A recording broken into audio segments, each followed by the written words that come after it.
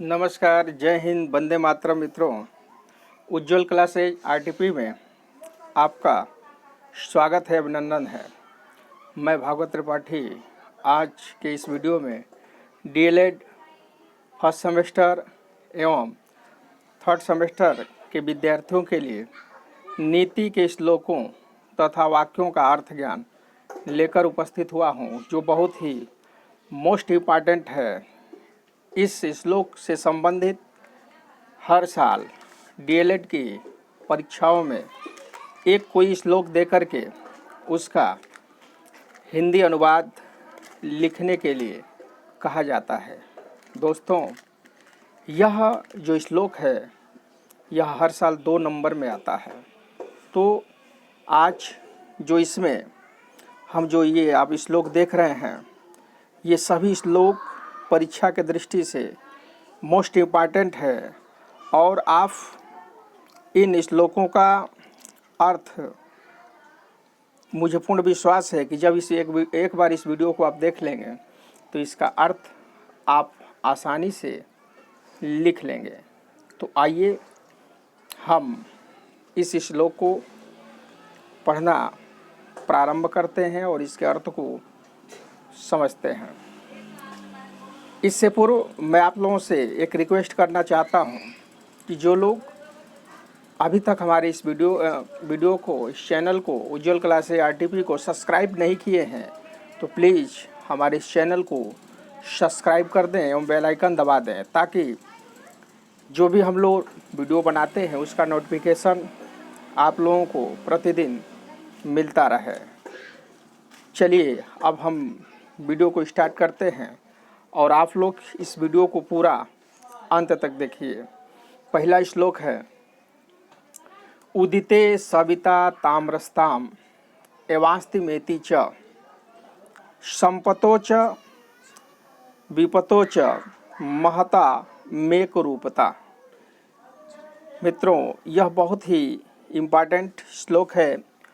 उदिते, उदिति माने होता है उदित होना, सविता, सविता माने होता है सूर्य, ताम्रस्त्राम, ताम्र माने होता है लाल, एवास्तिमेति च अर्थात बताया गया है कि जब सूर्य उदित होता है तो उस समय वह लाल रंग का होता है। अस्त, अस्त मतलब अस्त होना, और जब अस्त होता है तो उस समय भी वह सूर्य लाल ही रंग का होता है। उदिते सविता ताम्रस्ताम एवास्तिमेति च, सूर्य जब उदित होता है तो उस समय भी लाल वर्ण का होता है और जब अस्त होता है तो उस समय भी लाल रंग का होता है। उसी तरह से जो महापुरुष होते हैं वह महापुरुष संपतो च विपतो च महता मेक रूपता। जो महापुरुष होते हैं उनके पास अगर संपत्ति आ जाए या विपत्ति आ जाए, इन दोनों परिस्थितियों में एक समान रूप से रहते हैं। तो जैसे सूर्य का उदित होना, पूर्व दिशा से जब सूर्य उदित होता है तो सूर्य का उदित होना सुख का प्रतीक है और सूर्य का अस्त होना दुख का प्रतीक है। लेकिन आप देखेंगे कि यह सूर्य दुख और सुख, इन दोनों परिस्थितियों में लाल रंग का ही रहता है। उसी तरह से कोई भी महापुरुष हो, उस महापुरुष के पास अगर संपत्ति आ जाए या विपत्ति आ जाए, इन दोनों परिस्थितियों में एक समान भाव से रहना चाहिए। अर्थ है, सूर्य लाल ही उदित होता है और लाल ही अस्त होता है। उसी प्रकार महापुरुष संपत्ति और विपत्ति में एक समान रहते हैं।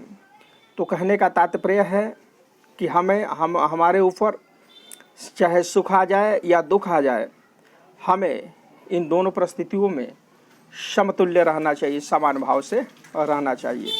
अगला श्लोक है जो मोस्ट इम्पॉर्टेंट है, पृथिव्या त्राणि रत्नानि जलमन्नं सुवासितं मूढ़े पाषाण खंडेषु रत्न संज्ञा विधीयते। पृथिव्या त्रीणि रत्नानि, बताया गया है इस श्लोक में कि इस पृथ्वी पर त्रीणि, त्रीणि मने 3, इस पृथ्वी पर 3 ही रत्न हैं, जल, मन्नम, सुभाषितम। जल, अन्न और सुभाषितम। सुभाषितम माने सुंदर वचन। पृथिव्या त्रीणि रत्नानि जलमन्नम सुभाषितम। इस पृथ्वी पर 3 रत्न है, जल, अन्न और सुंदर वचन। मूढ़े पाषाण खंडेषु रत्न संज्ञा विधीयते। मूढ़, मूढ़े माने होता है मूर्ख, परंतु कुछ मूर्ख व्यक्ति हैं जो पाषाण, पाषाण माने पत्थर, खंडेषु, खंडेषु माने टुकड़ा, पत्थर के टुकड़ों को रत्न संज्ञा विधीयते, रत्न की संज्ञा देते हैं। जैसे हीरा है, पन्ना है, मोती है, माणिक्य है, पुखराज है, इन सब को मूर्ख व्यक्ति क्या करते हैं? रत्न की संज्ञा देते हैं, जबकि वास्तविक रूप में इस पृथ्वी पर सिर्फ और सिर्फ 3 ही रत्न है, जल है, अन्न है और सुंदर वचन है। अगर आपके पास हीरा, मोती, माणिक्य नहीं भी रहेगा तो आपका जीवन संभव है, आपका जीवन आगे तक सुचारू रूप से चल सकता है। लेकिन अगर आपके जीवन में जल, अन्न और सुंदर वचन ना हो तो फिर आपका जीवन जीना दुर्लभ हो जाएगा। बताया गया है कि पृथिव्या त्रीणि रत्नानि जलमन्नम सुभाषितम मूढ़े पाषाण खंडेषु रत्न संज्ञा विधीयते। पृथ्वी पर जल, अन्न और मधुर वचन, यह 3 ही रत्न हैं, जबकि मूर्खजन पत्थर के टुकड़ों को रत्न की संज्ञा देते हैं, रत्न कहते हैं। अगला जो श्लोक है वह है विद्यार्थियों के लक्षण के बारे में। इस श्लोक में चर्चा किया गया है कि एक विद्यार्थी, उस विद्यार्थी का लक्षण कैसा होना चाहिए, एक विद्यार्थी को किस तरीके से रहना चाहिए। काक चेष्टां बको ध्यानम श्वान निद्रा तथैव च अल्पाहारे गृहत्यागे विद्यार्थी पंचलक्षणम। काक चेष्टा, काक मने होता है कौवा, बको ध्यानम, बको मने होता है बगुला, श्वान, श्वान निद्रा, निद्रा मने नींद, श्वान मने होता है कुत्ता, अल्पहारी, अल्पहारी मने होता है अल्प, अल्प मने थोड़ा, आहारी, आहारी मने आहार अर्थात भोजन, गृह त्यागी अर्थात घर को त्यागना, विद्यार्थी पंच लक्षण, विद्यार्थी के 5 लक्षण हैं। तो इस श्लोक में विद्यार्थियों के 5 लक्षण बताए गए हैं। काक चेष्टा, बको ध्यानम, श्वान निद्राम तथैव च अल्पहारी गृह त्यागी विद्यार्थी पंच लक्षणम। कौवे जैसा प्रयत्न अर्थात एक विद्यार्थी की जो चेष्टा हो वह कौवे के समान होना चाहिए। जैसे आप देखे होंगे कौवा किसी पेड़ के डाली पर बैठा हो या फिर किसी बिजली के खंभे पर, तार पर बैठा हो, तो आप देखे होंगे कौवा सिर्फ एक तरफ नहीं देखता, उसकी निगाहें चारों तरफ होती हैं, वह अपने गर्दन को घुमाता रहता है। तो कहने का तात्पर्य है कि विद्यार्थी को हमेशा सतर्क रहना चाहिए। काक चेष्टा बको ध्यानम, विद्यार्थी को कौवे के समान चेष्टा रखना चाहिए, बको ध्यानम और बगुले के समान ध्यान, अर्थात विद्यार्थी जब भी पढ़ने बैठे तो सारे इधर उधर के ध्यानों से अपने मन को हटा करके अपने किताब में, पुस्तक में ध्यान एकाग्रचित करके अध्ययन करना चाहिए। अर्थात बगुला तालाब में जब चला जाता है ना, तो तालाब के अंतर्गत सरोवर में तमाम तरह की मछलियां होती हैं, तो उस मछलियों को पकड़ने के लिए बगुला बिल्कुल ध्यान लगाए रखता है, और जैसे ही मछली दिखाई देती है उसको फटाक से अपने जो चोंच में पकड़ लेता है। उसी तरह से एक विद्यार्थी को होना चाहिए, बगुले के समान ध्यान होना चाहिए। श्वान निद्रा तथैव च, और कुत्ते के समान निद्रा होना चाहिए। जैसे कुत्ता होता है वह अपने कान को जमीन पर रख करके सोया रहता है, कोई भी व्यक्ति उसके पास से गुजरे या थोड़ी सी भी कहीं से आवाज़ आए तो वह ये कुत्ता कितनी भी गहरी निद्रा में क्यों ना हो, तुरंत क्या होता है, उठ जाता है। उसी तरह से एक विद्यार्थी को कुत्ते के समान होना चाहिए, कुत्ते के समान सोना चाहिए। कहीं से कोई भी थोड़ी सी भी आवाज़ उत्पन्न हो तो एक विद्यार्थी को आलस्य को त्याग करके तुरंत उठ करके देखना चाहिए कि क्या हो रहा है। अल्पाहारी गृहत्यागी विद्यार्थी पंचलक्षणम। अल्पाहारी अर्थात विद्यार्थी को कम भोजन करना चाहिए, क्योंकि जब आप पूरा नाक तक खा लेंगे, इतना पूरा पेट जो है फूल जाएगा, भोजन पूरा एकदम जो है पेट में भर लेंगे तो आपको निद्रा सताने लगेगी। आप जब भी पुस्तक लेकर बैठेंगे तो आपका ध्यान पढ़ने में नहीं लगेगा, आप तुरंत आपकी आंखें झपने लगेगी और आप क्या होंगे, सोने लगेंगे। इसलिए आपको कम भोजन करना चाहिए।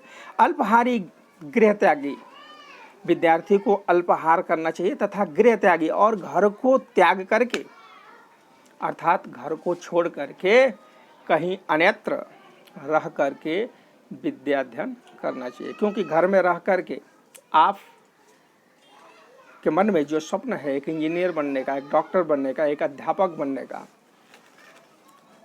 इन सब लक्ष्यों को आप घर बैठ करके प्राप्त नहीं कर सकते हैं। अतः एक आप लक्ष्य बना लीजिए और उस लक्ष्य को प्राप्त करने के लिए आप घर को त्याग करके और जा करके अच्छी तरह से तैयारी करें, मनन करें, तो अवश्य आपको सफलता मिलेगी। विद्यार्थी पंचलक, यही विद्यार्थियों के 5 लक्षण हैं। कौवे जैसा प्रयत्न, बगुले जैसा ध्यान, कुत्ते जैसी नींद, कम खाना और घर छोड़ देना, विद्यार्थी के यही 5 लक्षण होते हैं। सो आप लोग इन 5 लक्षणों को अपने जीवन में उतारें और अपना एक लक्ष्य बनाकर आगे बढ़ने का कार्य करें। अगला जो श्लोक है मोस्ट इम्पॉर्टेंट, अभिवादनम शीलस्य नित्यं वृदोपसेविनं चत्वारि तस्य वर्धते आयुर्विद्या यशो बलम। अभिवादनम शीलस्य, अभिवादन माने क्या होता है, अभिवादन माने प्रणाम। नित्यम, नित्यम माने प्रतिदिन। वृदोपसेविनम, वृद्ध माने बुजुर्ग, सेविनम माने सेवा करना, चत्वारि माने 4, तस्य माने उसके, वर्धते ने माने बढ़ना, आयु, विद्या, यश, बल। अभिवादनम शीलस्य नित्य वृदोपसेविनम, इस श्लोक में बताया गया है कि मनुष्य को प्रत्येक दिन अपने से बड़े लोगों को प्रणाम करना चाहिए। एक विद्यार्थी को भी कहा गया है कि विद्यार्थी को प्रत्येक दिन अपने से बड़े लोगों को प्रणाम करना चाहिए तथा बड़े बुजुर्गों की सेवा करनी चाहिए। अगर कोई मनुष्य अपने से बड़े बुजुर्गों की प्रतिदिन सेवा करता है, बड़े लोगों को प्रत्येक दिन प्रणाम करता है, घर में मम्मी है, पापा है, चाचा है, बुआ है, फूफा है, कोई भी हो, घर का बड़ा सदस्य, बड़ी भाभी हो, भैया हो, तो जो मनुष्य अपने से बड़े लोगों को प्रत्येक दिन प्रणाम करता है, बड़े बुजुर्गों का प्रतिदिन सेवा करता है, ऐसे मनुष्यों के चत्वारि तस्य वर्धते आयु वृद्धि यशो बलम, ऐसे मनुष्यों के प्रत्येक दिन 4 चीजें बढ़ जाती हैं, आयु, विद्या, यश और बल। कहने का भावार्थ यह है कि जो मनुष्य अपने से बड़े लोगों को प्रत्येक दिन प्रणाम करता है, घर के बड़े बुजुर्गों का सेवा करता है, ऐसे मनुष्यों का अगर आयु 90 वर्ष है तो 100 वर्ष हो जाएगी, विद्या उसकी बढ़ेगी, यश अर्थात उसका चारों तरफ नाम बढ़ेगा और उसके शरीर में बल बढ़ेगा। तो जो हमारे शास्त्रों में जो श्लोक हम लोगों के लिए बताए गए हैं वह जीवनोपयोगी श्लोक हैं, अतः हमें इस श्लोक को अपने जीवन में ढालना चाहिए, क्योंकि संस्कार से ही हमारी संस्कृति संरक्षित है। अतः हम भारतीय तभी होंगे जब हम अपने पूर्वजों के संस्कार को अपने जीवन में ढालेंगे, और यदि हम अपने से बड़े लोगों का, माता पिता का प्रतिदिन सेवा करेंगे तो हमारा यह संस्कार हमसे छोटे भाई बहन घर में जब देखेंगे तो जब हम बड़े हो जाएंगे, हम बुजुर्ग हो जाएंगे, तो वो लोग भी हमारा सेवा करेंगे। तो जैसा आप कार्य करेंगे उसी के अनुरूप छोटे बच्चे भी कार्य करते हैं। इसलिए बताया गया है विद्यार्थियों को कि वादनम शीलस्य नित्य प्रदोप सेविनम चत्वारि तस्य वर्धते आयुर्विद्या यशोबलम। सभी को प्रणाम करने वालों तथा वृद्धों की नित्य सेवा करने वाले पुरुषों की आयु, विद्या, यश और बल, ये 4 वस्तुएं बढ़ती है। अगला श्लोक है 5वां। सत्यम ब्रयात प्रियम ब्रयात न ब्रयात सत्यम प्रियम प्रियम च नानृतं ब्रयादेव धर्मः सनातनः। सत्यम ब्रयात प्रियम ब्रयात, यानी इस श्लोक में बताया गया है कि विद्यार्थी को सत्य बोलना चाहिए और प्रिय बोलना चाहिए। न ब्रयात सत्यम अप्रियम, अप्रिय सत्य नहीं बोलना चाहिए। विद्यार्थी को क्या करना चाहिए? सत्य बोलना चाहिए और मधुर बोलना चाहिए, प्रिय बोलना चाहिए, परंतु ऐसा सत्य कदापि न बोले जिस सत्य को बोलने से दूसरे व्यक्ति को कष्ट हो। जैसे मान लीजिए कि कोई व्यक्ति पैर से लंगड़ा है या कोई व्यक्ति आंख से काना है, तो ये सत्य है कि वह पैर से लंगड़ा है, यह सत्य है कि वह आंख से काना है। लेकिन अगर आप कहेंगे काहो काना भैया, क्या हाल है, और लंगड़ा भैया प्रणाम, तो ये जबकि सत्य है कि वह लंगड़ा है, यह सत्य है कि वह काना है, लेकिन ऐसा सत्य कदापि न बोलें जिससे उस व्यक्ति को कष्ट हो। बताया गया है सत्यम ब्रयातः प्रियम ब्रयातः न ब्रयात सत्यम प्रियम। एक विद्यार्थी को सत्य बोलना चाहिए, प्रिय बोलना चाहिए, अप्रिय सत्य नहीं बोलना चाहिए, और प्यारा झूठ भी नहीं बोलना चाहिए। यही सनातन धर्म है। प्रियम न च न नामृतम ब्रयादेवा धर्म सनातनम। हमारे सनातन धर्म में यही बताया गया है कि सत्य बोलना चाहिए, प्रिय बोलना चाहिए, परंतु अप्रिय सत्य कभी नहीं बोलना चाहिए और प्यारा झूठ भी नहीं बोलना चाहिए। प्रियम च नान्यतम, नान्यतम अर्थात झूठ, और प्यारा झूठ भी नहीं बोलना चाहिए।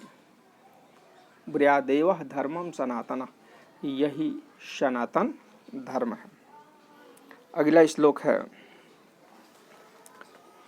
माता शत्रु पिता बैरी एन बालो न पाठते न शोभते सभा मध्ये हंस मध्ये बको यथा। माता शत्रु पिता बैरी एन बालो न पाठते, यानी इस श्लोक में बताया गया है कि वह माता पिता अपने बच्चों के लिए शत्रु के समान है, दुश्मन के समान है, जो अपने बालक को पढ़ाना नहीं चाहते, अर्थात उनको पढ़ाते नहीं है या उनका विद्यालय में एडमिशन करा करके उनको पढ़ने के लिए नहीं कहते हैं। तो ऐसे माता पिता अपने ही बालक का शत्रु होते हैं। माता शत्रु पिता बैरी एन बालो न पाठती, वह माता शत्रु तथा पिता बैरी हैं जिसने अपने बालक को नहीं पढ़ाया। न शोभते सभा मध्य हंस मध्य बको यथा, जैसे हंसों के मध्य बगुला शोभा नहीं देता, ऐसे ही सभा में बिना पढ़ा बालक शोभा नहीं देता।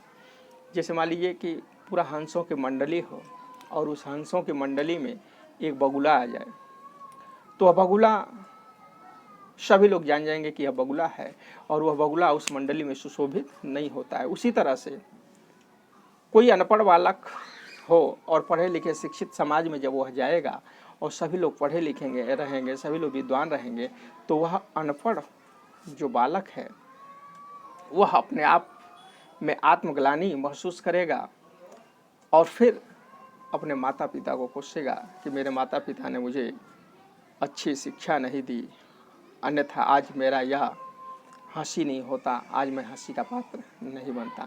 तो इसलिए प्यारे मित्रों, आप लोगों से भी मैं रिक्वेस्ट यही करना चाहूँगा कि आपके घर में अगर छोटे भाई बहन हो तो उनको पढ़ाने का आप प्रयत्न करें, अपने माता पिता का साथ दें। कितना मेहनत करके माता पिता आप लोगों के लिए फीस इत्यादि की व्यवस्था करके और कठिन परिश्रम कराते हैं विद्यालय में कि आप पढ़ लिख करके उनके सपनों को साकार करेंगे। आप लोगों से बहुत आशा और उम्मीद रहती है माता पिता को, तो ऐसे माता पिता के सपनों को आत्मसात करें और उनको कभी भी दुखी न करें।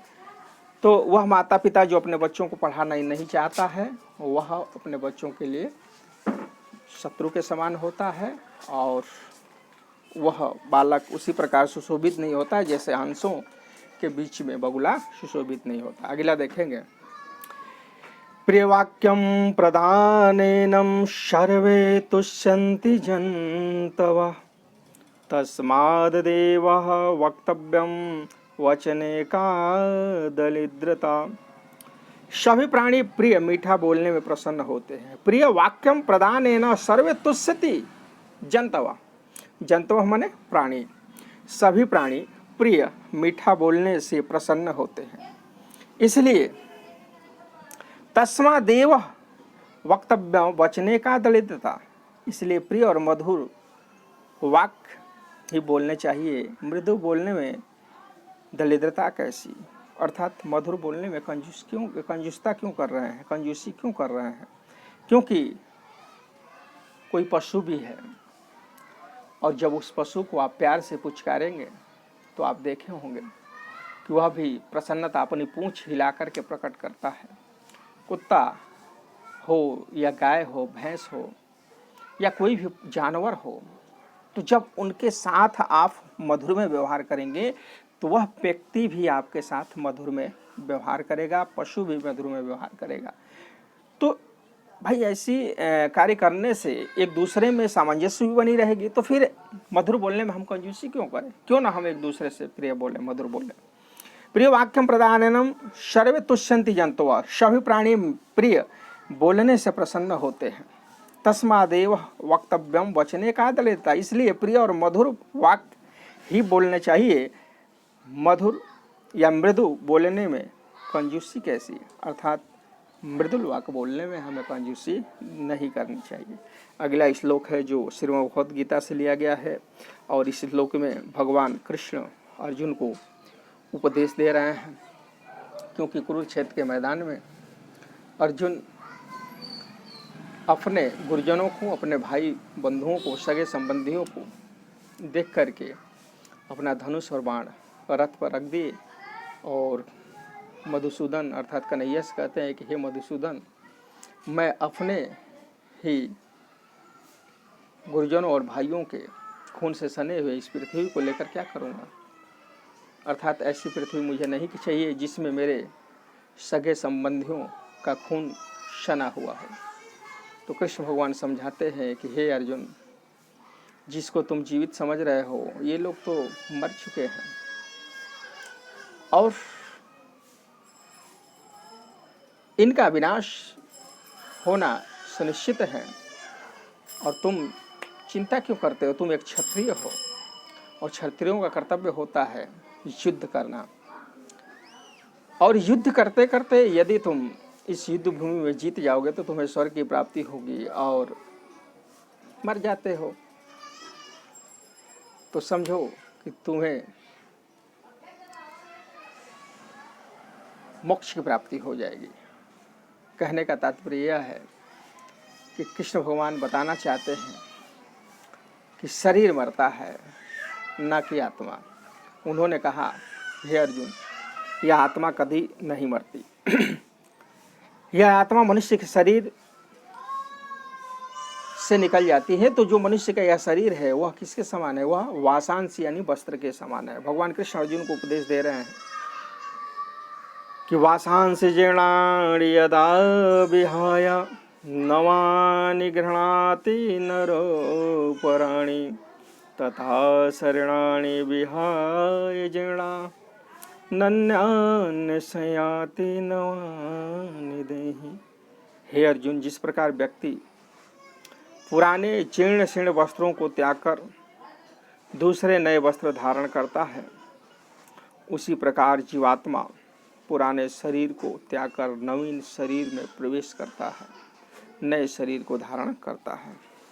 वसांश जीर्णानि यदा विहाया, विहाय माने छोड़ना, जीर्णानि माने फटे पुराने, जीर्ण शीर्ण, वासांसी माने वस्त्र, नवानी माने नए, गृह्णाति माने ग्रहण करना, नरो प्राणी माने मनुष्य, विहाय माने छोड़कर, जीर्णा माने जीर्ण शीर्ण, नवानि देहि नए शरीर को धारण करना।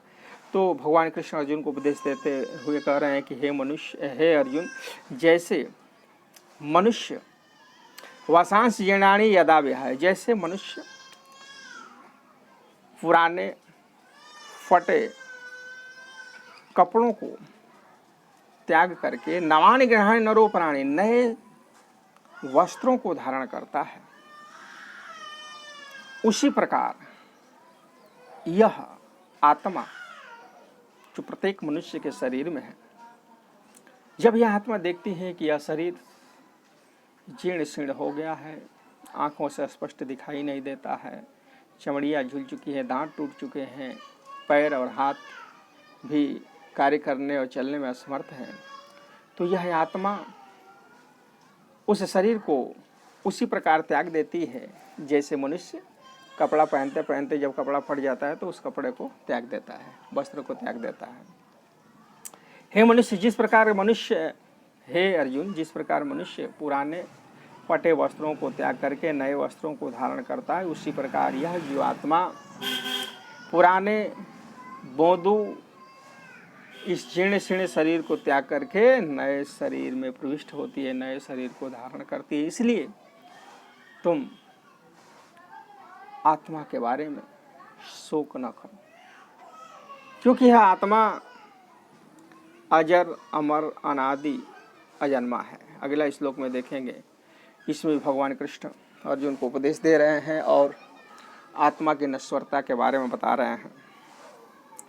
नैनम छिद्यन्ति शस्त्राणि नैनम दहति पावक न चैनम कलिन्द्यापो न शोष्यति मारुत। नैनम मने नहीं, छिद्यन्ति मने काटना, शस्त्राणि मने शस्त्र, दहति मने जलाना और पावक मने होता है अग्नि। न चैनम कलन्द्यापो, कलन्द्य त्यापो न शोष्यति मारुत, मारुत मने हवा होता है, शोष्यति मने सुखाना, कलन्द्यापो मने जल होता है, गीला करना। इस श्लोक में भगवान कृष्ण अर्जुन को उपदेश देते हुए बता रहे हैं कि हे अर्जुन, यह जो आत्मा है यह नश्वर है। इस आत्मा को नैनम छिद्यन्ति शस्त्राणि, न तो शस्त्र काट सकता है, नैनम दहति पावक, न तो अग्नि जला सकती है, न चैनम कलन्द्यापो, न तो पानी गीला कर सकता है, न शोष्यति मारुत, और न ही हवा सुखा सकती है। हे अर्जुन, इसलिए तुम इस आत्मा के बारे में, जीवन मरण के बारे में शोक कदापि न करो। नैनम छिद्यन्ति शस्त्राणि, इस आत्मा को न शस्त्र काट सकते हैं, नैनम दहति पावक, न अग्नि जला सकती है, न चैनम कलन्द्याप्यो, न पानी इसे गला सकता है, न शोष्यति मारुत, तथा न इसे वायु सुखा सकती है। तो जब यह आत्मा अजर अमर अनादि अजन्मा है तो फिर तुम इसके बारे में शोक क्यों कर रहे हो? अर्थात इसके बारे में शोक न करो और यह धनुष और बाण उठाओ और युद्ध करो। तुम्हारा जो कर्तव्य है उस कर्म को करो, क्योंकि कर्म का फल क्या मिलेगा उसके बारे में शोक करना तुम छोड़ दो, वह सब ईश्वर पर छोड़ दो। विपति धर्म यथाभ्युद्य में क्षमा सदसी वाक् पटुता युधि विक्रमः यशसी अभिरुच्य व्यसनं सुता प्रकृति सिद्धमिदं ही महात्मानां। 10वें श्लोक में बताया गया है कि विपदी, विपदी माने होता है विपत्ति, धैर्य मथाभ्युद्यमे क्षमा, संकट के समय, विपत्ति के समय में धैर्य, और अभ्युद्यमे क्षमा, उन्नति में क्षमा, सदसी वाक्पटुता, सभा में वाणी बोलने की चतुरता, युद्धि विक्रम, युद्ध में पराक्रम, यशसी अभिरुच्य व्यसनम श्रुत, कृति में इच्छा तथा वेद शास्त्रों को सुनने की लगन, प्रकृति सिद्धमिदम ही महात्मना, ये गुण महान व्यक्तियों में, महान व्यक्तियों के स्वभाव में ही होते हैं। क्या होते हैं? जो महान व्यक्ति होते हैं, ऐसे महान व्यक्ति के ऊपर कोई विपत्ति आ जाती है तो उस विपत्ति में वो घबराते नहीं, बल्कि धैर्य के साथ वह कार्य करते हैं। उनकी उन्नति हो जाती है तो उस उन्नति में, इसका मतलब ये नहीं कि हमें अहंकार करना चाहिए, बल्कि अपने से छोटे लोगों को हमें क्षमा करना चाहिए। सभा में वाणी बोलने की चतुरता, और किसी भी सभा में वो लोग जाते हैं तो वाणी ऐसा बोलते हैं जिससे किसी को वह वाणी अप्रिय न लगे, अर्थात सबके हित की वह बात सोचते हैं। युद्ध में पराक्रम दिखाते हैं, कृति में इच्छा तथा वेद शास्त्रों को सुनने की लगन, कृति में इच्छा अर्थात चारों तरफ उनका नाम जस हो और कहीं पर भी वेद शास्त्रों का पाठ हो रहा हो तो उनको सुनने की इच्छा जाहिर करते हैं, अर्थात अच्छे विद्या ग्रहण को आत्मसात करने में उनकी लगन होती है। तो ऐसे जो गुण होते हैं यह महान व्यक्तियों में ही पाए जाते हैं, महान व्यक्तियों के स्वभाव में होते हैं। 6 गुण बताया गया है। विपति धैर्य मथाभ्युद्यमे क्षमा सदसी वाक्पटुता युद्धि विक्रमः यशसी अभिरुच्य व्यसनम सुतः प्रकृति सिद्धिमिदम ही महात्मनः। संकट के समय में धैर्य, उन्नति में क्षमा, सभा में वाणी बोलने की चतुरता, युद्ध में पराक्रम, कृति में इच्छा एवं वेद शास्त्रों को सुनने की लगन, ये गुण महान व्यक्तियों में स्वभाव से ही होते हैं। अगला और 11वां श्लोक देखेंगे। इस श्लोक में महान पुरुषों के बारे में बताया गया है कि जो महान पुरुष होते हैं वह अगर एक बार किसी कार्य को करने के लिए ठान लेते हैं या अपने कदम को रास्ते पर, पथ पर एक बार जब बढ़ा देते हैं तो उस पथ पर कठिनाई आए या वह पथ सुखमय हो, इन दोनों परिस्थितियों के प्रति वह ध्यान नहीं देते। अर्थात एक बार जब वह कार्य करना प्रारंभ कर दिए तो उस कार्य का अंत करके ही वह छोड़ते हैं। यही जो है महान पुरुषों का लक्षण भी होना चाहिए, ना कि कार्य कोई प्रारंभ कर दे और बीच में ही छोड़ दे। तो ऐसा कार्य हमें कदापि नहीं करना चाहिए। कोई भी कार्य करने से पहले हमें 100 बार सोचना चाहिए, और यदि हम सोच लिए कि यह कार्य हमारे लिए अच्छा है तो एक बार जब आप कदम बढ़ा दीजिए तो फिर उस कार्य को आप पूरा कर ही लाइए। निंदतो नीति निपुणा यदि वा अस्तुत्वन्तो लक्ष्मी समाविशन्तो गच्छतो वा यथेष्टतम् अदेवा मरणस्थो युगान्तरे वा नयात पथः प्रविचलन्ति पदम न धीरा। नीति में निपुण लोगों की चाहे निंदा करें या प्रशंसा करें, निंदन्तु नीति निपुणा यदि वा अस्तुत्वन्तु, नीति में निपुण लोगों की चाहे निंदा करें या प्रशंसा, लक्ष्मी समाविशन्तु गच्छन्तु वा यथेष्टतम, लक्ष्मी आए अथवा अपनी इच्छा अनुसार चली जाए, अदे वा मरणन्तु युगान्तरे वा, आज ही मृत्यु आज ही हो जाए या युगान्तरे वा या युगों के बाद हो, लेकिन न्यायात स्वतः प्रविचलंती पदम न धीरा, लेकिन धैर्यशाली पुरुष न्याय के मार्ग से एक कदम पीछे नहीं हटते। अर्थात एक बार वह न्याय सुना दिए या न्याय पथ पर चल दिए तो अपने ही वाणी पर, अपने ही वचन पर वह अडिग रहते हैं। अगला 12वां श्लोक देखेंगे। संपदि यस्य न हर्षो विपदि विषादो रणेन भीरित्वं तं भुवनत्रयतिलकं जयति जननी सुतं बीरलम्। संपत्ति यस्य न हर्षो विपदि विषादो रणेन भीरित्वम्, जिसको सुख संपत्ति में प्रसन्नता न हो। संपत्ति यस्य न हर्षो, हर्ष माने खुशी, प्रसन्नता, जिसको संपत्ति में प्रसन्नता न हो। विपत्ति विषादो, विपत्ति में दुख न हो। रणेन भीरुत्वम, युद्ध में भय या कायरता न हो। तम भुवन त्रय तिलकम जनयति, तीनों लोकों में महान ऐसे किसी पुत्र को ही माता जननी सुतम बीरलम कभी कभी ही जन्म देती है। अर्थात इस श्लोक में बताया गया है कि वह माँ ऐसे बच्चों को, ऐसे बालकों को कभी कभी ही जन्म देती है जो बालक, उनके पास कितना भी संपत्ति आ जाए, कितना भी धन आ जाए, परंतु वो प्रसन्न नहीं रहते हैं। प्रसन्न नहीं रहने का मतलब कि वह समान भाव से रहते हैं। अभी ये ना कि उनके पास विपत्ति आ जाए तो रोने लगे और प्रसन्नता आ जाए तो अहंकारी बन जाए, ये महापुरुषों के गुण नहीं है। संपत्ति यश न हर्षो, जिनको सुख में प्रसन्नता ना हो।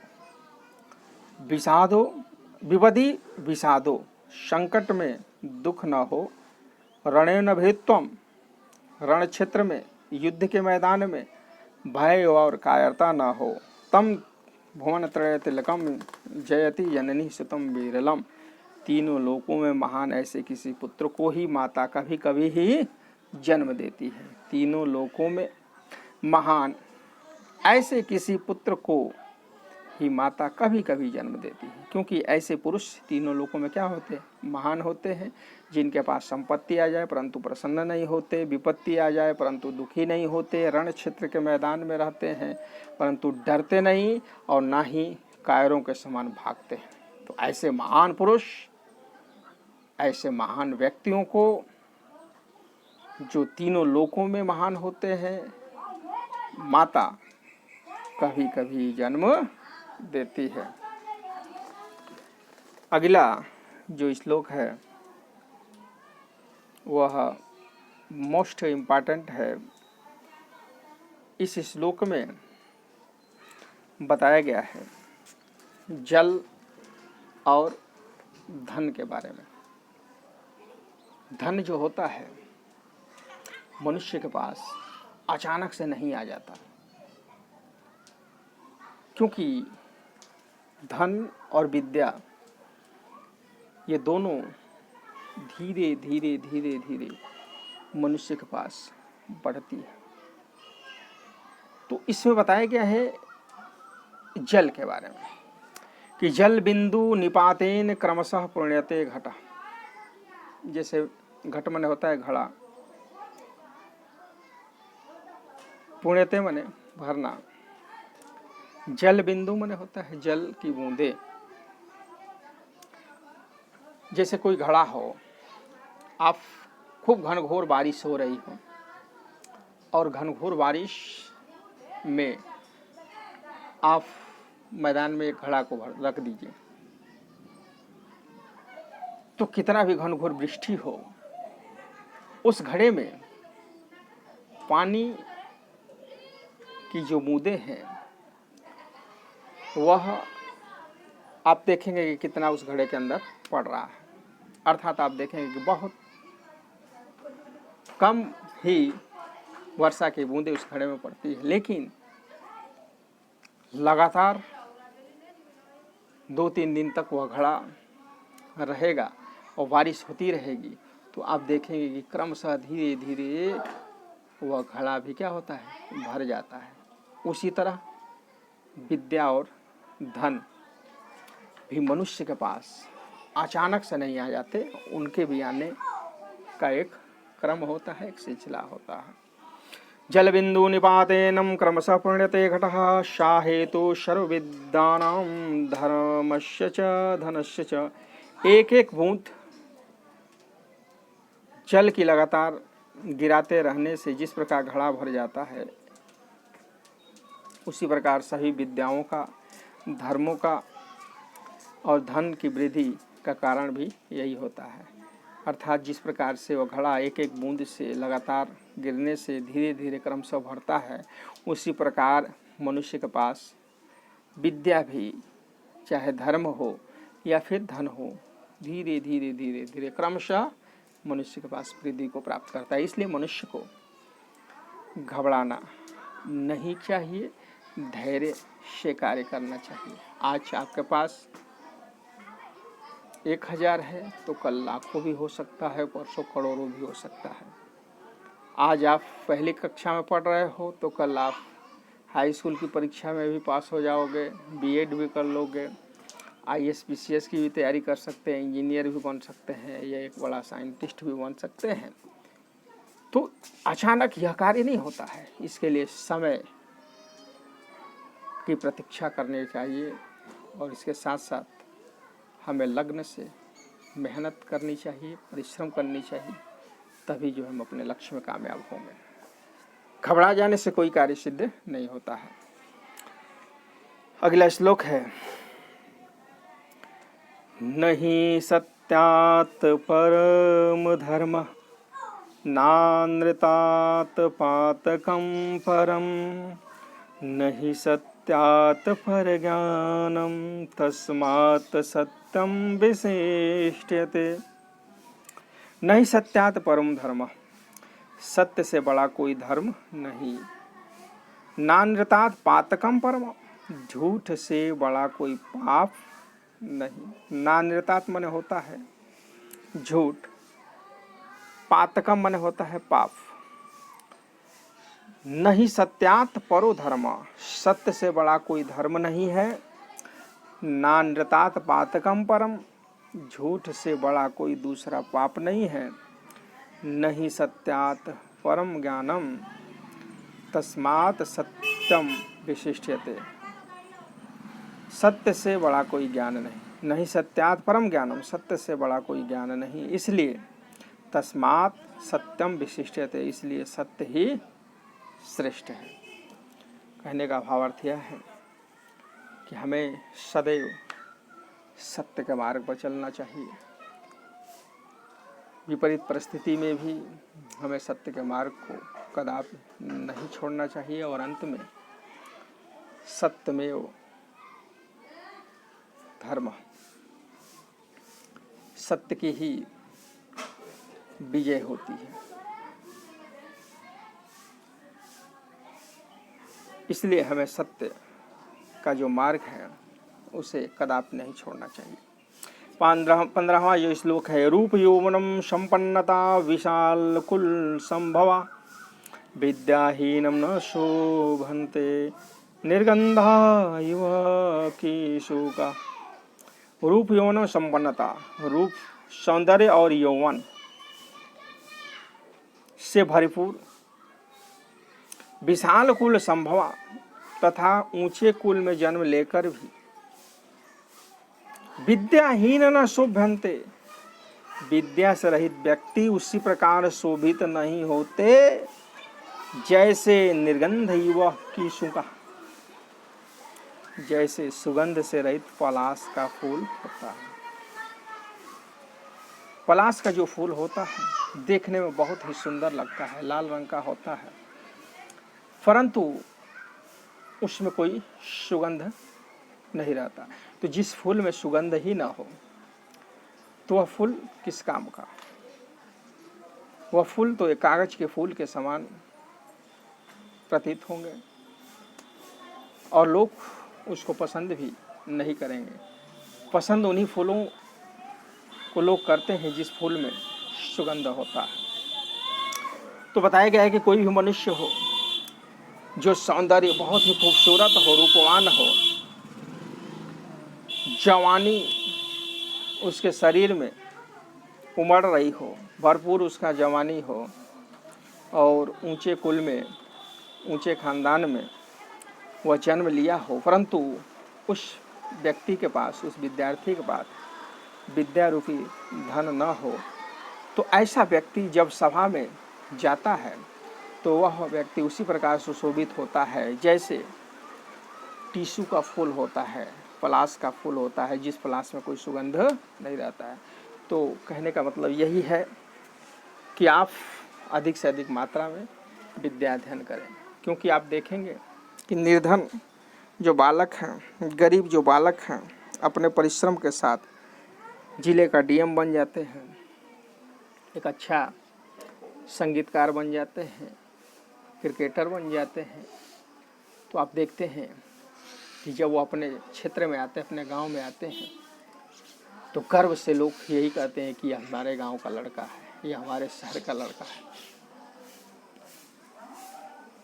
क्योंकि वह उतना परिश्रम किया है। एपीजे अब्दुल कलाम एक गरीब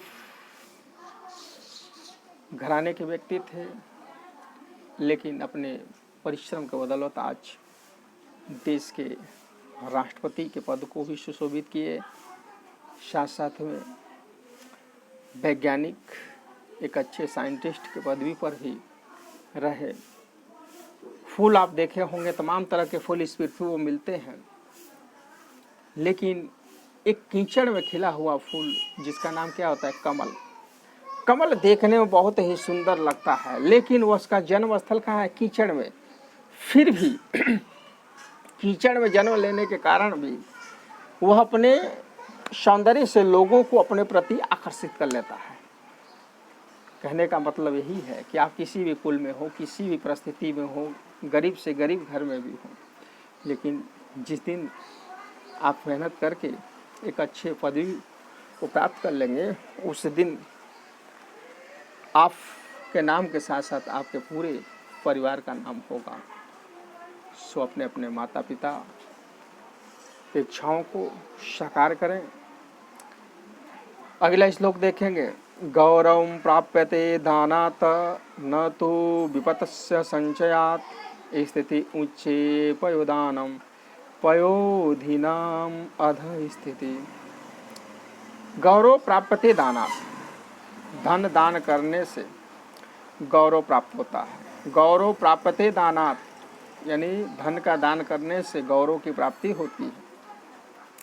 न तो वित्तस्य संचयात्, न कि धन के संग्रह करने से। वित्त माने क्या होता है, धन। संचय माने होता है इकट्ठा करना।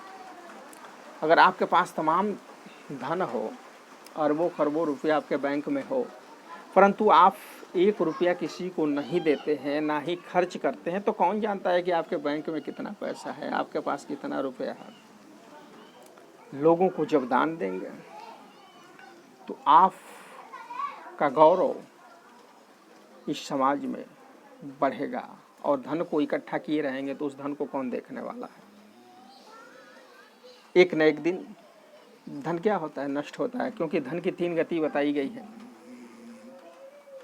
अगर धन का सदुपयोग नहीं कर रहे हैं, पहला गति है कि धन को दान करो। धन को दान नहीं करते हो तो खुद भोग करो, और खुद भोग नहीं कर रहे हो, ना दान ही कर रहे हो, तो लास्ट में क्या होगा, वह धन अपने आप नष्ट हो जाएगा। और गौरव प्राप्त करना चाहते हैं तो गौरव प्राप्त दानात्, धन दान करने से गौरव प्राप्त होता है। न तो वित्तस्य संचयात्, न कि धन के संग्रह करने से। स्थिति उच्चे पयोदानात्, पय माने होता है दूध और पय माने पानी भी होता है। स्थिति उच्चे पयोदानात्, पानी बरसने वाले बादलों का स्थान ऊंचा है। स्थिति ऊंचे पयोदानात् पयोधीनाम अध स्थिति, पानी बरसने वाले बादलों का स्थान ऊंचा है, ऊपर है, तथा पानी एकत्रित करने वाले, पयोधि, पयोधि माने समुद्र होता है, आधा माने नीचे स्थिति, और पानी को एकत्रित करने वाले समुद्रों का स्थान नीचे होता है। आप देखते हैं कि बादल अपना पानी हम सभी मनुष्यों के लिए, जीव जंतुओं के लिए, पेड़ पौधों के लिए दान करता है, तो लोग एक गौरव के साथ उस बादल की लोग प्रशंसा करते हैं, बादल की पूजा करते हैं, मेघ देवता की पूजा करते हैं। और वह जो समुद्र है, देखेंगे कि अब बहुत सारे पानियों को वह अपने पास संचित कर लेता है, तो फिर उसका गौरव नहीं रहता, उसकी जो स्थिति है समाज में नीची रहती है। अगला देखेंगे 17वां श्लोक। आलस्यम हि मनुष्याणां शरीरस्थतो महारिपु नास्तमुदं शामो बंधु प्रयाणो नवसीदति। आलस्य ही मनुष्याणां शरीरस्थो महारिपु, यानी इसमें बताया गया है कि मनुष्य के शरीर में स्थित जो उसका आलस्य है, वही उस मनुष्य का सबसे बड़ा शत्रु है। रिपु माने शत्रु। आलस्य निश्चित रूप से मनुष्य के शरीर में स्थित एक बहुत बड़ा शत्रु है। नास्त मुद्द समूह बंधु कुर्याणो नव सीदति। परिश्रम के समान मनुष्य का कोई मित्र नहीं होता। नास्त उद्दह समो बंधु, बंधु माने भाई, मित्र। परिश्रम के समान मनुष्य का कोई मित्र नहीं होता। कुर्वाणो नव सीदति। परिश्रम करता हो व्यक्ति कभी दुखी नहीं होता। तो जो व्यक्ति परिश्रम करता है वह सदैव सुखी रहता है। जो व्यक्ति आलस्यों की भांति सोया रहता है वह कभी भी अपने लक्ष्य को प्राप्त नहीं करता है, क्योंकि आलस्य मनुष्य के शरीर में विराजमान सबसे बड़ा उस मनुष्य का शत्रु होता है। अगला श्लोक है। वृथा वृष्टि समुद्रेषु वृथा तृप्तं स्य भोजनं वृथा दानं समर्थस्य वृथा दीपो दिवापि च। इस श्लोक में बताया गया है कि समुद्र में बारिश का होना व्यर्थ है। वृथा वृष्टि, वृष्टि माने बारिश, समुद्र में बारिश का होना व्यर्थ है। वृथा तृप्तस्य भोजनम, तृप्त व्यक्ति को भोजन कराना भी व्यर्थ है। मान लीजिए जिस व्यक्ति का पेट भरा हुआ हो और ऐसे व्यक्ति को आप भोजन कराएं तो वह भोजन क्या होगा, व्यर्थ ही जाएगा। आप दान ही कर रहे हैं तो किसी गरीब व्यक्ति को आप दान करेंगे तो आपका दान सार्थक होगा, और किसी अमीर व्यक्ति को कुछ देंगे तो फिर आपका दिया हुआ वह धन, वह भोजन सब निरर्थक हो जाएगा, क्योंकि वह तृप्त है। तो इस श्लोक में बताया गया है कि वृथा वृष्टि समुद्रेषु, समुद्र में बारिश का होना व्यर्थ है। वृथा तृप्तस्य भोजनम, तृप्त व्यक्ति को भोजन कराना व्यर्थ है। वृथा दान सामर्थ्यस्य, सामर्थ्यवान को दान देना व्यर्थ है। तथा वृथा दीपो दीवापि च, तथा दिन में दीपक जलाना भी व्यर्थ है, क्योंकि दीपक का जलना शाम को, रात को ही सार्थक होता है। दिन में तो ऐसे ही उजाला रहता है, तो दिन में क्यों दीपक आप जला रहे हैं। अगला श्लोक है 19वां।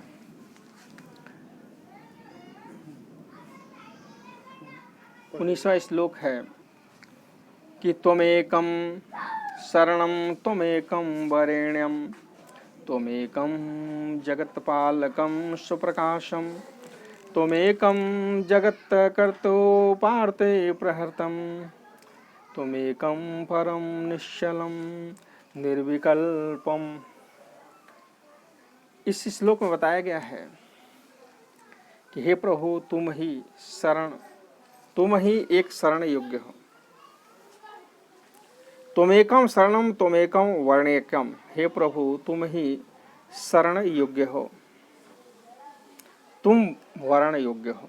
तुम ही अकेले जगत के पालन करने वाले, अपने ही प्रकाश से प्रकाशित शक्ति को इस संसार को बसाने वाले, पालन करने वाले तथा नष्ट करने वाले, तुम एक निश्चित और निर्विकल्प तत्व को मैं भजता हूँ। अर्थात इस श्लोक में बताया गया है कि प्रभु ही सब कुछ है, उनके अतिरिक्त इस जगत में कुछ भी नहीं है। अगला श्लोक है 20वां श्लोक। यदा यदा हि धर्मस्य ग्लानिर्भवति भारत अभ्युत्थानमधर्मस्य तदात्मनं सृजाम्यहम्। इस श्लोक में भगवान कृष्ण कह रहे हैं कि हे अर्जुन, यदा यदा ही धर्मस्य, हे अर्जुन जब जब धर्म की हानि होती है, ग्लानिर्भवति भारत, हे भारत, हे अर्जुन जब जब धर्म की हानि होती है और अधर्म की वृद्धि होती है, अभ्युत्थान धर्मस्य, तब तक मैं अपने आप को प्रकट करता हूँ तथा साकार रूप में अवतरित होता हूँ। यदा यदा ही धर्मस्य ग्लानिर्भवति भारत, हे भारत, हे अर्जुन जब जब धर्म की हानि होती है और अधर्म की वृद्धि होती है, तब तक मैं अवतरित होकर के अधर्म का नाश और धर्म की वृद्धि करता हूँ। यदा यदा ही धर्मस्य ग्लानिर्भवति भारत अभ्युत्थान धर्मस्य तदात्मनं सृजाम्यहम्। हे अर्जुन जब जब धर्म की हानि और अधर्म की वृद्धि होती है, तब मैं अपने आप को प्रकट करता हूँ, तब तक मैं इस पृथ्वी पर जन्म लेता हूँ, अर्थात साकार रूप में अवतरित होता हूँ। तो इस तरह से अगला जो वीडियो होगा वह वीडियो मोस्ट इम्पॉर्टेंट वीडियो लेकर मैं फिर पुनः उपस्थित होऊंगा। आज का जो यह श्लोक आप लोग पढ़े हैं, यह श्लोक मोस्ट इम्पॉर्टेंट है और इस श्लोक से संबंधित हर साल डीएलएड की परीक्षाओं में 2 नंबर के प्रश्न पूछे जाते हैं। यह जो श्लोक है डीएलएड फर्स्ट सेमेस्टर एवं थर्ड सेमेस्टर के छात्रों के लिए कोई भी एक श्लोक पेपर में आ जाता है, उसका हिंदी अनुवाद करने के लिए आता है। साथ ही साथ जब आप फोर्थ सेमेस्टर में जाएंगे तो 2 नंबर का प्रश्न हिंदी का जो पेपर होगा उसमें एक श्लोक लिखने के लिए आएगा कि अपने पाठ्य पुस्तक से याद किया हुआ कोई एक श्लोक लिखिए। तो मित्रों, इसमें तमाम तरह के हम श्लोक दिए हैं और बहुत ही छोटे छोटे भी श्लोक हैं, तो इसको 2 बार 3 बार जब आप पढ़ेंगे तो यह पूर्णतः श्लोक आपको याद हो जाएगा। तो इस श्लोक से संबंधित 2 नंबर का प्रश्न फर्स्ट सेमेस्टर में, थर्ड सेमेस्टर में और फोर्थ सेमेस्टर के हिंदी पेपर में आएगा। मुझे पूर्ण विश्वास है कि यह जो मैंने आज आप लोगों के लिए वीडियो बनाया है, यह वीडियो अवश्य ही आपको पसंद आएगा और यह वीडियो आपको अच्छा लगे तो प्लीज़ कमेंट के माध्यम से आप एक बार ज़रूर बताएं कि यह वीडियो आपको कैसा लगा। वीडियो पसंद आ जाए तो तुरंत जो लोग हमारे चैनल को सब्सक्राइब नहीं किए हैं वह सब्सक्राइब कर दें और इस वीडियो को अपने मित्रों में, दोस्तों में शेयर कर दें और इस वीडियो को 1 बार, 2 बार, 3 बार आप ज़रूर देखें, शुरू से अंत तक देखें। तो मुझे पूरा विश्वास है कि जब 2 बार इस वीडियो को आप भली बात देख लेंगे तो ये पूरे 20 के 20 श्लोक आपको पूर्णतः याद हो जाएंगे। तब तक के लिए मैं आप लोगों से इस वीडियो में विदा लेता हूँ और फिर एक नए उमंग, एक नई एनर्जी, एक नए पैराग्राफ लेसन को लेकर के अगले वीडियो में उपस्थित होऊंगा। तब तक के लिए आप लोग